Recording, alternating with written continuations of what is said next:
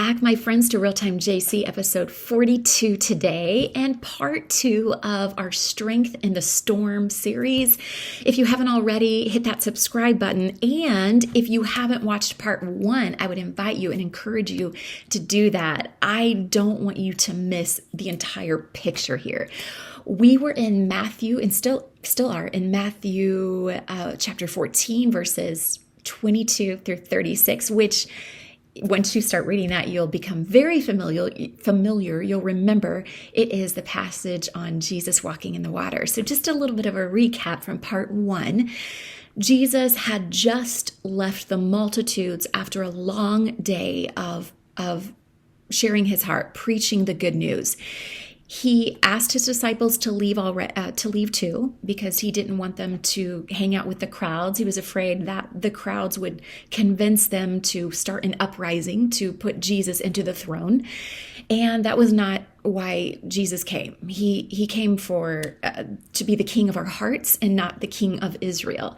And the multitudes some of them were getting it, a lot of them weren't. And so that's why Jesus asked the disciples to leave.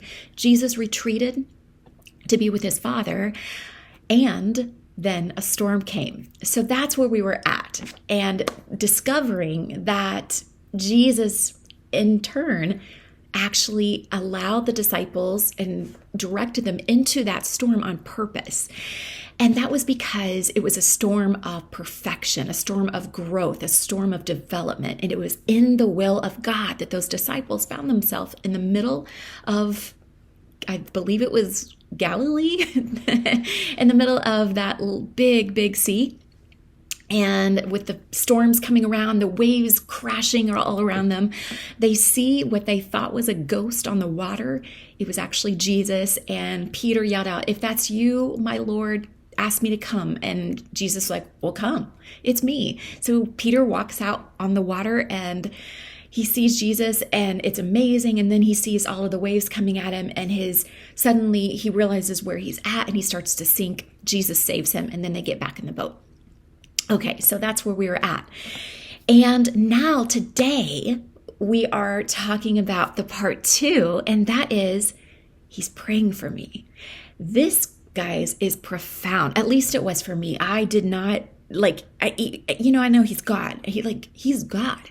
He cares for me. He loves me. He is for me. He provides all of these things for me. But I don't think I grasped until just recently that he actually prays for me. I mean, what? Okay, so the entire scene of this passage is such a dramatic picture of the church and the Lord today. So imagine God's people, that's you and me, all of us, are on the sea in the midst of the storm.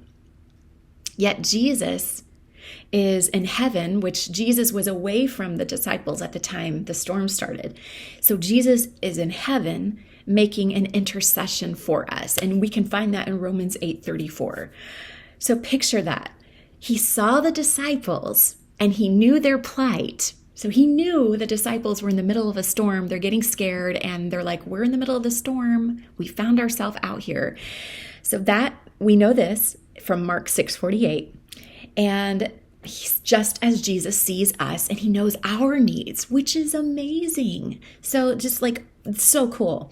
So he feels the burdens that we feel, you guys. He knows, he sees everything. He feels the burdens that we're feeling. He feels the weight, and he knows what we're going through. And how do we know that? It tells us that in Hebrews 4:14 through 16. Jesus was praying for his disciples in that moment, that their faith would not fail.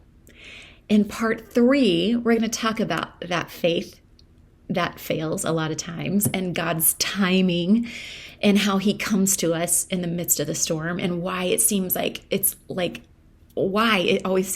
going to be late for us, at least. We're going to talk about that. We're not going to do it right now. But this isn't going to be a long video today. So I'm going to leave you with this next question. If you knew that Jesus Christ, the Son of God, was in the next room praying for you, would it not, in essence, give you like a renewed sense of courage to persevere and endure the storm that you're in right now and to do His will, to be obedient to God, to be obedient to God in love? Would it not encourage you to do that? I mean, I think for me, it would. So of course it would. If you knew Jesus was in that, for me, it's that closet right there. I have a closet right there. I would be like, oh my gosh, the Son of God is literally in the next room, and He is interceding for me with His Father, my Father in heaven. Of course, I'm going to have a courage to continue because I know He's right there. He's doing it, and He's God. And if God's doing it, then I know that I'm going to be okay.